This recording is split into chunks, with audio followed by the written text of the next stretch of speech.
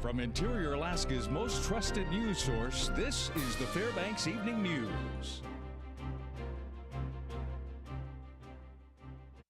Well, good evening, Fairbanks, and thanks for joining us. Our top story tonight, the Alaska Innocence Project has filed a response to the state in the post-conviction relief filing for the Fairbanks Four. That's right. Bill Oberle, lead of the Alaska Innocence Project, agreed with the state to hold a hearing to present evidence.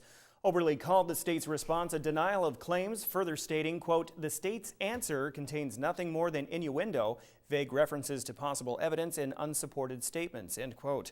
One of the most contentious issues contained in the filing was the alleged murder confession made by William Holmes, which the state found to be hearsay. Oberle denied that claim, saying Holmes was part of a conspiracy to knowingly commit a crime, which makes hearsay claims false. The statement that William Holmes describes in his affidavit are not hearsay. They're the statements of co-conspirators in furtherance of the conspiracy. And the conspiracy was these guys went out to assault people. The Alaska Innocence Project asked that hearing be held and that the court consider all evidence to be heard at a new trial for the four men. The owner of Lavelle's Bistro is speaking out after filing a lawsuit against the Tanana Valley State Fair. Earlier this week, we reported the downtown Fairbanks restaurant was suing for up to $100,000, citing a breach in contract with the fair. According to the suit, Lavelle's had entered into a contract with the fair in 2009 and had been the exclusive provider of alcohol in the beer tent for years. That contract also gave Lavelle's the first rights of refusal. This year, the fair has hired another local bar, the Oasis, to handle the alcohol tent. Now, the owner of Lavelle's, Frank Eagle, says he's worked with the fair in good faith for years, but after the change of management, that good faith relationship changed. You know, it's a communication issue, really. I mean, adults should be able to talk to each other. This is a small town. It's a community-owned fair. I think adults can talk to each other and just iron out little problems. They had a 38-year relationship with Golden Wheel. They've had a 40-year relationship with me in the long run, but 5-year relationship at the beer tent. But once attorneys get involved and the board shuts up themselves, you know, I had one face-to-face meeting with the fair manager and with my manager, and I thought everything was copacetic and we were going to go. But next thing I heard was from their attorney, and after that, all communication shut down. Although General Manager Joyce Whitehorn with the Tanana Valley State Fair refused to comment on camera, a statement was sent via email that said, quote, "I am not a lawyer, but if you don't abide by the rules of the contract, then what am I supposed to do?" He did not execute his right to first refusal and did not pay his 2013 bill. Bids did go out. He was invited to bid, but declined to submit one. She ends by saying, "What else would you do but press forward for the 2014 fair?" A light agenda for the Fairbanks North Star Borough Assembly last night. Jamie Swartzwald was there and files this report.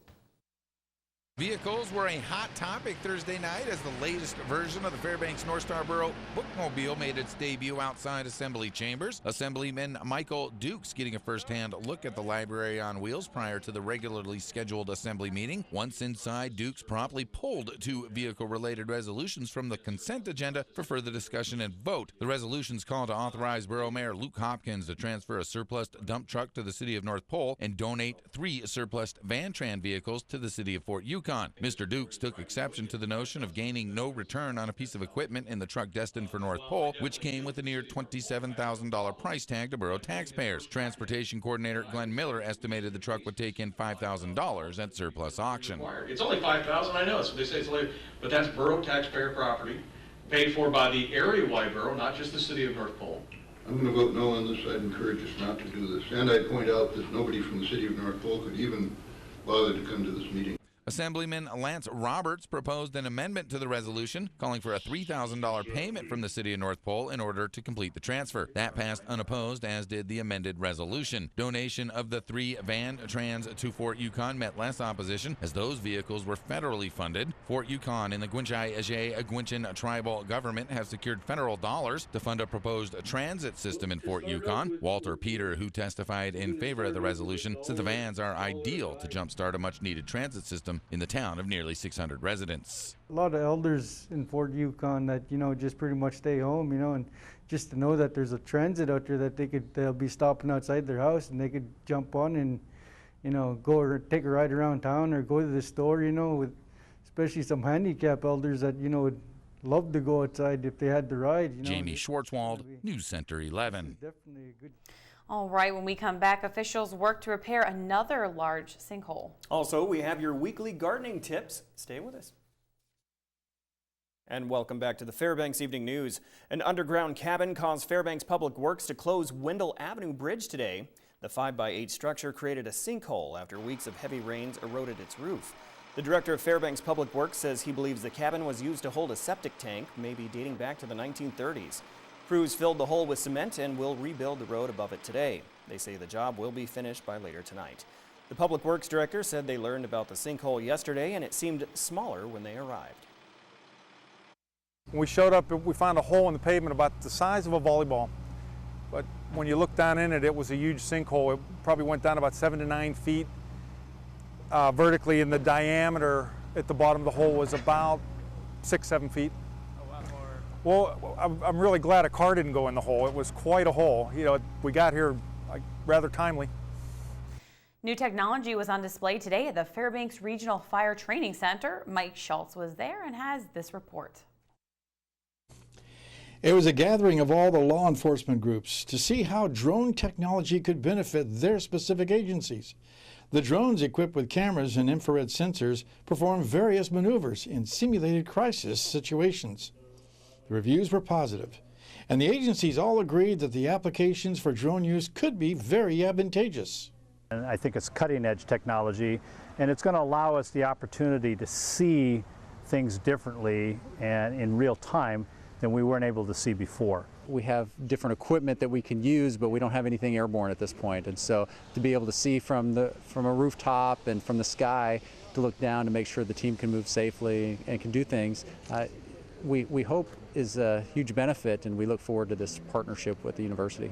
The drones are under the Alaska Center for Unmanned Aircraft Systems Integrations with the University of Alaska Fairbanks. This is a pretty significant event. There are responses using systems. We flew the Soldotna fire recently, a couple of weeks ago. But this is in very controlled circumstances, and it's being very tightly evaluated, monitored both from an emergency response perspective and the FAA, and this is a significant event for all of us. It is important to realize that all drone use would be coordinated with the local FAA control center and used only in crisis situations. Mike Schultz reporting. We continue our gardening tips series with a plant that many cooks love to add to their recipes, basil. Here's Gretchen Current from Basically Basil. Hi, welcome to Basically Basil. Today we're going to talk to you about how to take care of and harvest your basil this season. It's a bit wet and damp, not the best conditions this year for basil growing. However, if you have it in your greenhouse and you can keep your greenhouse warm, that is going to be your best solution for this year. What we have here are different varieties of basil. We have Italian large leaf, lemon, and Genovese varieties. These all make really great pestos. The best thing is to keep your basil hot and fairly dry, in a well-drained soil condition. That's what it likes the best. Some moisture, but not overwatering is going to be your best solution. You can harvest your basil anytime it's above 2 to 3 inches, and you just want to take your top bud of the leaf and snap that off. It will allow the 2 lower leaves to come up and spread out. And that will cause the plant to bush and keep it from flowering. Basil likes a high nitrogen kind of fertilizer. The fish emulsions work really well with basils. Kelp powders are also really good as far as a fertilizer for basil plants. You don't want to over-fertilize them, but they do need some nutrient, and a high nitrogen is better than a high potassium or phosphorus. All right, thanks for coming out today. Next week we're going to be talking about irrigating and watering your plants. Gardening tips Brought to you by Fairbanks Stump Grinders and by Midnight Sun Family Medicine. Always interesting to see how they garden up that stuff. Yeah, that's pretty interesting. And I use a lot of that, so I was glad to see that. That's awesome. I don't. I've got no green thumb at all. That's too bad. Well, you can grow one. Yeah, seriously. Right. Joe Cook is up next. He has updates and highlights from what's going on in the interior sports world. Also, he has the first out of a break of a story about a boxer representing Fairbanks this weekend. Stick around. Joe's much better about talking about sports.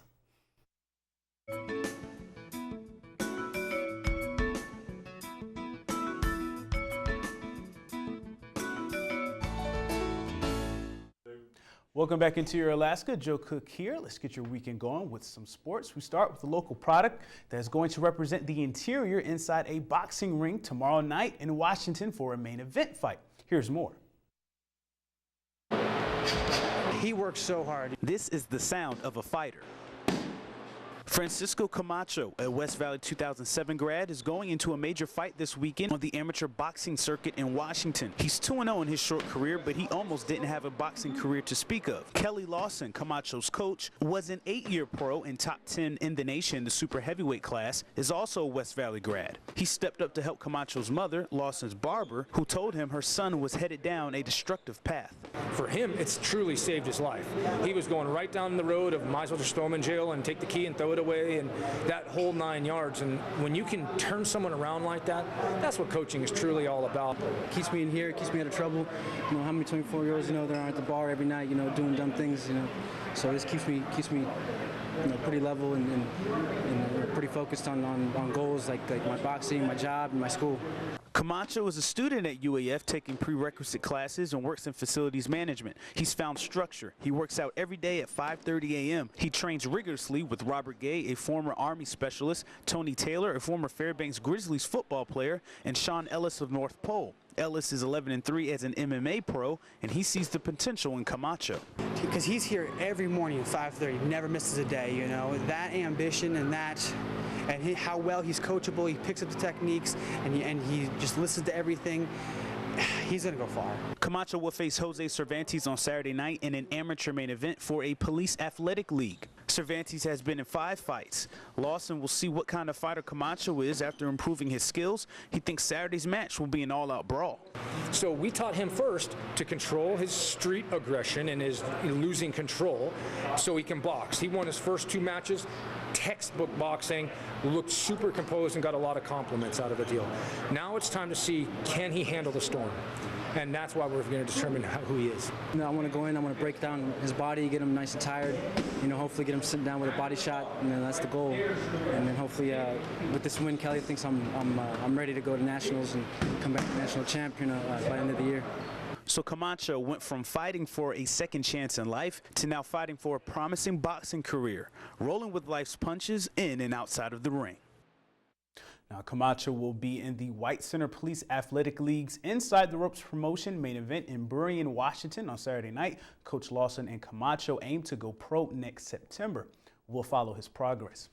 Now, the Alaska Gold Panthers are just in a groove offensively against the Kenai Peninsula Oilers. In last night's doubleheader, the Panthers won Game 1, 11-5, despite Kenai's 14 hits. Hunter Villanueva and Tanner Pinkston both hit homers, and another pair of Panthers did the same in Game 2. Cody Noth and Bon Bozoian, the Bozo, had solo jacks, giving them both 5 home runs this season. The Oilers had no runs as the Panthers scored twice in the bottom of the 4th and 5th innings and sweep the Oilers 4-1 in Game 2.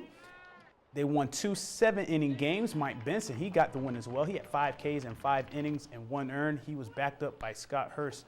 The nice catch from the center fielder here, sliding to get the out. The Gold Panthers win the 5-game series with 2 wins and will look to sweep the Oilers tonight in Game 5. Last night at the North Pole Speedway, a good crowd was on hand for a good cause. A number of race fans came out for relay night. Half of the admissions went to support Relay for Life in Fairbanks. A few cancer survivors walked around the track as well. And as far as the races go, Destiny Todd, she continues to improve in her second year. Aggressive move in the first heat there. She swept the 2 heats and the main event and now leads the Bandos by 117 points. Ryan Cody and Al Treadle split the first 2 heats in the Legends class, but Treadle held on for the main event win. Even with Austin Cody, he was second in Legends in points. He was on his bumper the last 10 laps. With Treadle, he got the key win, increasing his lead in the Legends class from 31 to 56 points.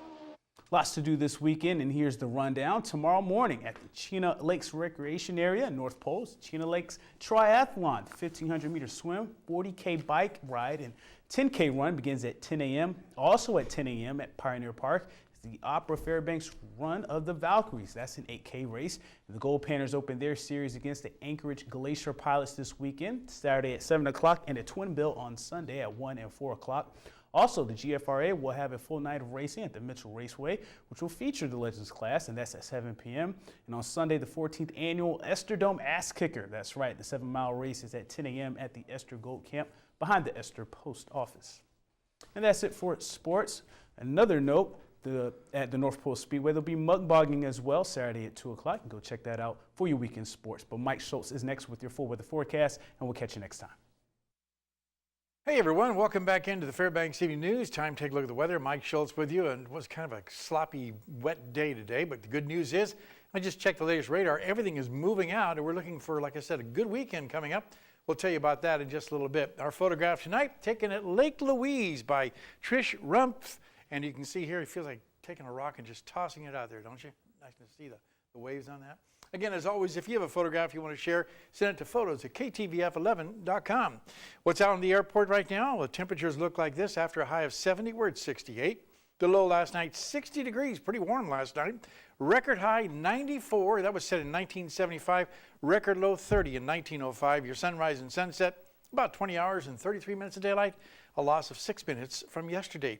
Here's your satellite and radar. Again, an area of low pressure sitting right about here. The frontal system spun through us earlier this afternoon, and now it's moving out rapidly. That was what gave us our rain shower activity. And as we look at the radar zooming in on the Fairbanks area, look at all the rain and clouds just diminishing rapidly as we speak. That is the good sign that we're looking for good things this weekend, and we'll talk more about that in just a little bit. What's going on across the rest of the state? Well, the rain is falling over southeast Alaska. It's been raining quite a bit over Juneau. Again, flood problems around the Mendenhall Glacier area. Rain showers around the Anchorage area. Also rain showers along the Aleutian Chain up to Bethel. Then foggy conditions at Barrow. And partly cloudy skies, but not quite as warm in the Fort Yukon area. Only 64 degrees today. Lower 48 weather. No real organized systems, but again, more afternoon thunderstorm activity. Not really reaching severe levels, but still giving folks there some pretty good drenchings, I'm sure. Elsewhere over the eastern half of the country, we see a few afternoon showers and thunderstorms, and that's about it. The overall outlook is calling for a weekend heat wave up and down the western half of the country. Look at these temperatures, 91 degrees for the high in Seattle, 80 degrees at Portland, and then you can see the temperatures really cooking up there over the weekend, really up to 100-degree category in Medford, Oregon. All right, here's what's going on. The high pressure is still very strong over the western half of the country, cool across the interior sections, the cooler air coming in from Canada, and that will create more thunderstorms, some of those severe, over the eastern half of the country with steamy conditions continuing over the deep south. Well, back to Alaska for tomorrow. The northern sections, partly cloudy skies at Barrow, showers for Nome, and isolated thunderstorms are possible in the Fort Yukon area. Here in the interior, just partly cloudy skies for Fairbanks and Delta. Some showers are possible near the Healy area. Over southeast, more rain for Juneau, I should say, but mostly sunny skies in Ketchikan. While out to the southwest, it looks like more rain there also. Rain likely for Cold Bay, scattered showers for Kodiak, and rain will be developing in the Bethel area once again. Over south central regions, maybe some showers in the Anchorage Bull and Homer, even better chance of rain for the Valdez area. Okay, here's our forecast for the remainder of the night. Looks pretty good, actually. Looking at cloudy skies, a few rain showers. Those are moving out of the picture, so we're going to be looking at mainly just cloudy to partly cloudy skies throughout the afternoon and evening hours. And the same for tomorrow, partly cloudy and a little warmer with a high of 72 degrees. The extended forecast, again, calling for a little cooler on Sunday, 68 degrees, even cooler on Monday and Tuesday, and then warming back up again. Maybe a chance of showers again, possibly on Sunday. Overnight lows also looking very chilly, kind of 45 degrees for the overnight lows, kind of cool for the compared to what we've been looking at. All right, very well. Thank you, Mike. And we have run out of time for all of us here at the News Center. We hope you have a great night. Night.